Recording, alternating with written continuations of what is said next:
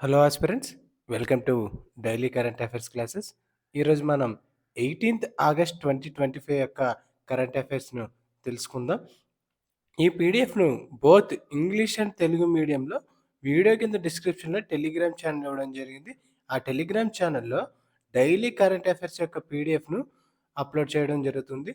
దీంతో పాటుగా మనం ఆల్రెడీ ఎడిటోరియల్ ఎక్స్ప్లెనేషన్ అనే క్లాసెస్ను కూడా స్టార్ట్ చేయడం జరిగింది. ఓకే, డైలీ హిందూ, ఈనాడు పేపర్స్ యొక్క ఎడిటోరియల్స్ను ఫుల్ లెంత్లో యూపీఎస్సీ మరియు గ్రూప్ 1 మెయిన్స్ పర్స్పెక్టివ్లో డీటెయిల్డ్గా ఎక్స్ప్లెయిన్ చేయడం జరుగుతుంది.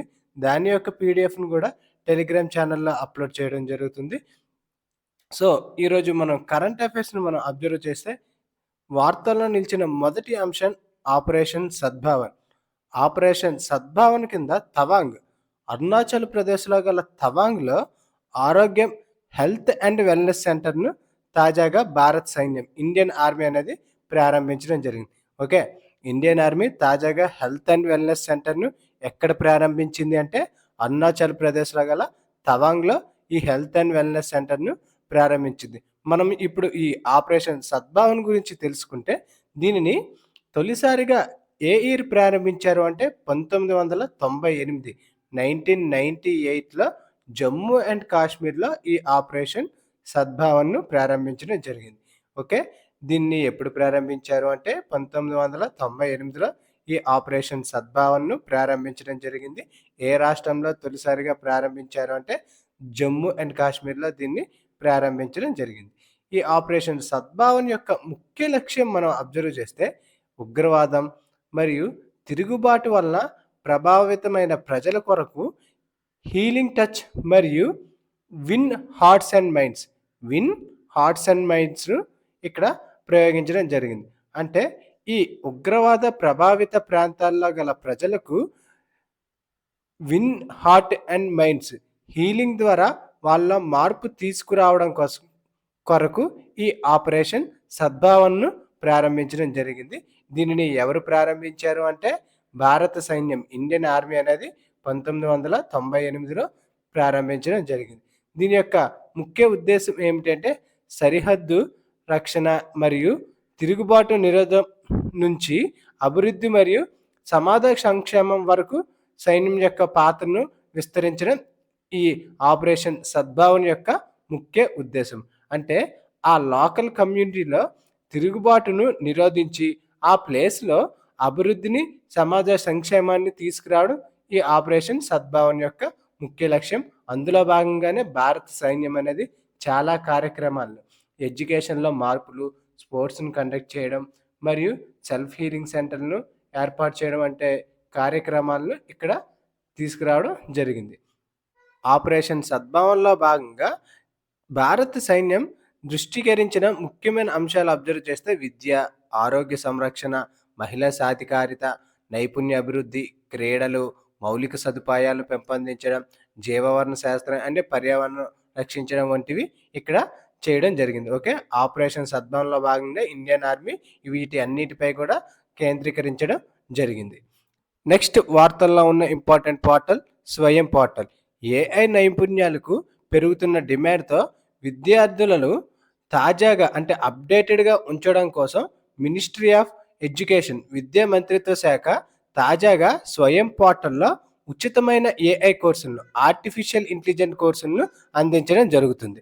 ఓకే, ఈ ఆర్టిఫిషియల్ ఇంటెలిజెన్స్ కోర్సులను ఏ పోర్టల్లో మినిస్ట్రీ ఆఫ్ ఎడ్యుకేషన్ అందిస్తుందంటే స్వయం పోర్టల్. మనకు ఈ ఎగ్జామ్ పర్స్పెక్టివ్లో ఈ స్వయం పోర్టల్ అనేది దేనికి రిలేటెడ్ అంటే ఆన్లైన్ కోర్సెస్కు రిలేటెడ్. దీన్ని ఎవరు తీసుకొచ్చారు అంటే మినిస్ట్రీ ఆఫ్ ఎడ్యుకేషన్. ఈ స్వయం యొక్క ఫుల్ ఫామ్ మనం అబ్జర్వ్ చేస్తే study webs of active learning for young aspiring minds. Study webs of active learning for young aspiring mind అనేది మినిస్ట్రీ ఆఫ్ ఎడ్యుకేషన్ అనేది తీసుకురావడం జరిగింది. దీనిలో భాగంగానే MOOCs, massive open online course ప్లాట్ఫామ్ను తీసుకురావడం జరిగింది. ఓకే, దీనిలో భాగంగానే మూక్స్ను కూడా తీసుకురావడం జరిగింది. దీన్ని ఎప్పుడు ప్రారంభించారు అంటే 2017లో దీన్ని ప్రారంభించడం జరిగింది. ఓకే, ఇప్పటి వరకు డిజిటల్ విప్లవంలో అంటే డిజిటల్ ఎడ్యుకేషన్ అందని స్టూడెంట్స్ కొరకు ఈ స్వయం పోర్టల్ అనేది తీసుకురావడం జరిగింది. ఇంతవరకు డిజిటల్ లిటరసీ లేని విద్యార్థుల కొరకు ఈ స్వయం పోర్టల్ అనేది తీసుకురావడం జరిగింది. ఇది స్వదేశీ పరిజ్ఞానంతో అభివృద్ధి చేయబడిన ఒక ఐటీ ప్లాట్ఫామ్. దీన్ని భారతదేశం స్వతహా నాలెడ్జ్‌తో స్వదేశీ పరిజ్ఞానంతోనే దీన్ని అభివృద్ధి చేయడం జరిగింది. ఇందులో 9వ తరగతి నుండి పీజీ పోస్ట్ గ్రాడ్యుయేషన్ వరకు అన్ని తరగతులను ఆన్‌లైన్‌లో అందించడం జరుగుతుంది. అంటే ఆన్‌లైన్ కోర్సులనే ఇది అందించడం జరుగుతుంది. ఈ కోర్సులన్నీ కూడా ఇంటరాక్టివ్‌గా ఉంటాయి. దేశంలో అత్యుత్తమ ఉపాధ్యాయులను వీటిని తయారు చేయడం జరుగుతుంది. ఈ కోర్సులన్నిటికి కూడా దేశంలోనే అత్యుత్తమ ఉపాధ్యాయులు ఈ కోర్సుని తయారు చేయడం జరుగుతుంది. నెక్స్ట్ ఇంకొక ఇంపార్టెంట్ ప్లాట్ఫామ్ ఈ జాగృతి ప్లాట్ఫామ్. తాజాగా జూలై 2025లో ఈ జాగృతి ప్లాట్ఫామ్లో 10 రాష్ట్రాల యొక్క జాతీయ వినియోగదారుల వివాదాల పరిష్కారాల కమిషన్ 100% పైగా పరిష్కార రేట్ని నమోదు చేయడం జరిగింది. ఓకే, ఈ జాగృతి ప్లాట్ఫామ్ అనేది దేనికి రిలేటెడ్ అంటే జాతీయ వినియోగదారుల వివాదాల పరిష్కార కమిషన్.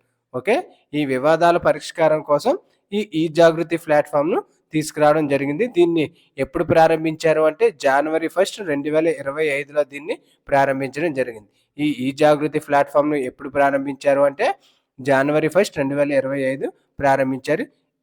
దీనిని ఏ మంత్రిత్వ శాఖ పరిధిలో ప్రారంభించడం జరిగింది అంటే ministry of consumers and public distribution system.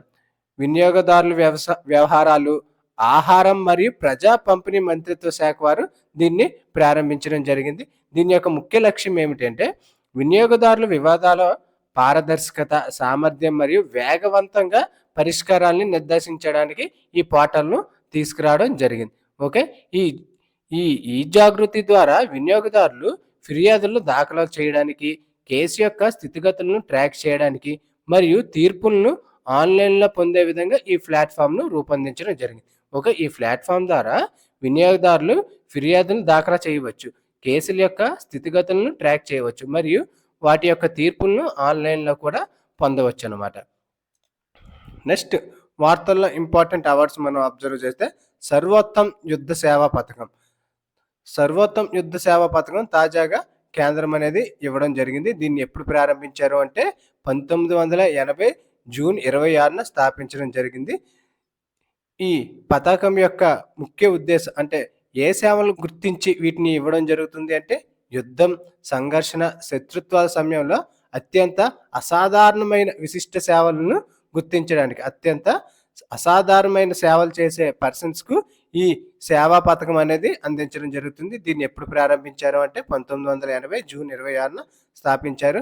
ఈ అవార్డ్స్ను ఎవరెవరికి ఏ సిబ్బందికి ఇస్తారు అంటే ఆర్మీ వాళ్లకు, సైన్యం మరియు నేవీకి చెందిన సిబ్బందికి ఈ అవార్డును అనేది అందించడం జరుగుతుంది.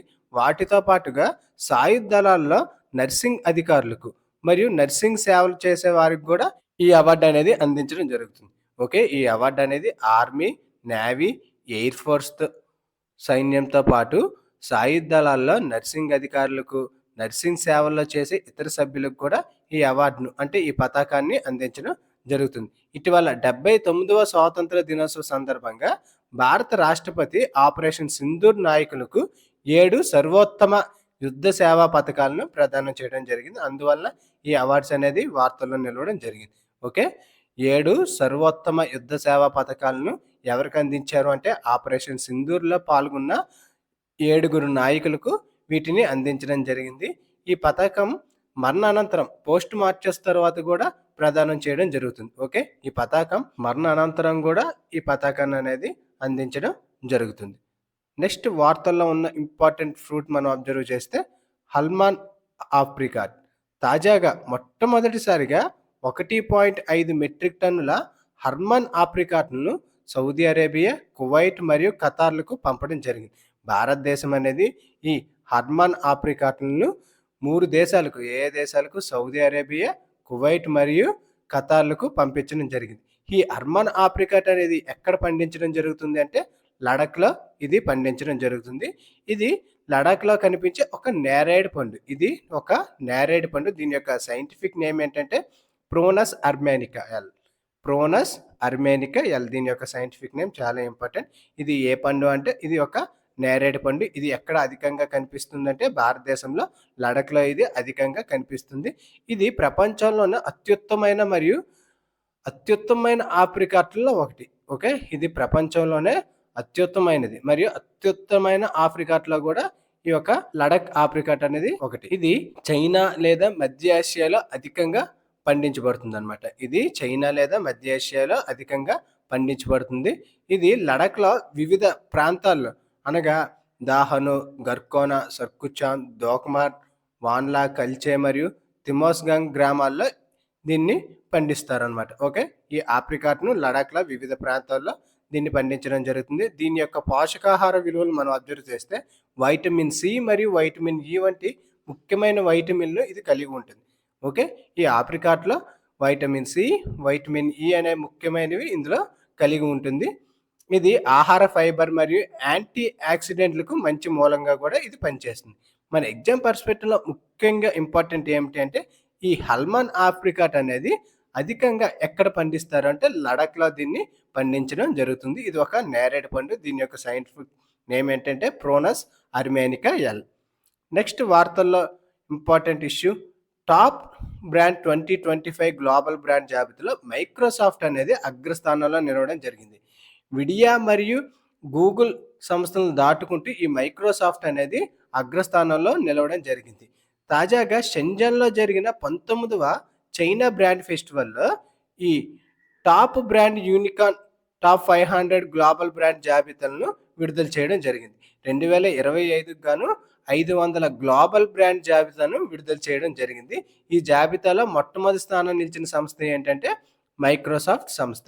ఈ కార్యక్రమం యొక్క ఈ థీమ్ అనేది మనకు చాలా ఇంపార్టెంట్. ఈ థీమ్ ఏమిటి అంటే ఏఐ మరియు గ్లోబల్ ఎక్స్‌పాన్షన్.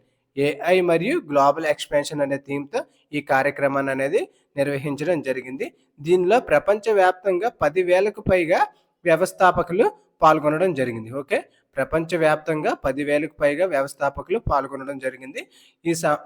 ఈ ఫెస్టివల్‌లో మొదటి స్థానం నిలిచిన సంస్థ ఏంటంటే మైక్రోసాఫ్ట్. మొదటి స్థానంలో నిలవగా ఏఐ చిప్‌కు చెందిన సంస్థ విడియా అనేది రెండవ స్థానంలో నిలిచింది. ఓకే. బ్రాండ్ విలువలో విడియా అనేది రెండవ స్థానంలో నిలవడం జరిగింది. మూడవ స్థానంలో యాపిల్ సంస్థ నిలవడం జరిగింది. మూడో స్థానంలో యాపిల్. మొదటిగా మైక్రోసాఫ్ట్, రెండోది విడియా సంస్థ, మూడోది యాపిల్. దాని తర్వాత అమెజాన్, ఆల్ఫాబెట్, సౌదీ యొక్క ఆరామ్కో, వాల్మార్ట్, మెటా వంటి వరుస స్థానాల్లో నిలవడం జరిగింది. మన ఎగ్జామ్ పర్స్పెక్టివ్‌లో మొదటి స్థానంలో నిలిచిన సంస్థ ఏది అంటే మైక్రోసాఫ్ట్ అనేది మొదటి స్థానంలో నిలిచిన సంస్థ. నెక్స్ట్ స్పోర్ట్స్ ఈవెంట్‌లో ఇంకొక ఇంపార్టెంట్ ఈవెంట్ 2025లో Asian open short track speed skating ట్రోఫీని భారతదేశం తొలిసారిగా నిర్వహించుతుంది. ఈ open short track speed skating ట్రోఫీని భారతదేశం అనేది తొలిసారిగా నిర్వహించడం జరుగుతుంది. దీనిని ఎక్కడ నిర్వహించనున్నారు అంటే డెహ్రాడూన్. వేదిక ఏంటంటే మహారాణా ప్రతాప్ స్పోర్ట్స్ కాలేజ్ రాయ్పూర్, డెహ్రాడూన్‌లో ఈ ఈవెంట్‌ను నిర్వహించనున్నారు. ఈ ఈవెంట్‌లో టోటల్‌గా ఏషియాకు చెందిన 11కు పైగా దేశాలు, ఓకే. 11కు పైగా దేశాలు ఈ ఈవెంట్‌లో పార్టిసిపేట్ చేయడం జరుగుతుంది. ఈ ఈవెంట్ యొక్క వేదిక ఎక్కడ అంటే డెహ్రాడూన్. భారతదేశం ఈ ఈవెంట్‌ను తొలిసారిగా నిర్వహించనుంది. ఓకే. మన ఎగ్జామ్ పర్స్పెక్టివ్‌లో ఇది చాలా ఇంపార్టెంట్. భారతదేశం అనేది ఈ ఈవెంట్‌ను తొలిసారిగా నిర్వహించనుంది. ఈ ఈవెంట్ ఎప్పుడు జరుగుతుందంటే ఆగస్ట్ 20 నుంచి 23 వరకు. ఓకే. 20 నుంచి 23 వరకు డెహ్రాడూన్ వేదికగా ఈ ఈవెంట్ అనేది జరుగుతుంది. నెక్స్ట్ అవార్డులలో ఇంపార్టెంట్ అవార్డ్ జీవన సాఫల్య పురస్కారం.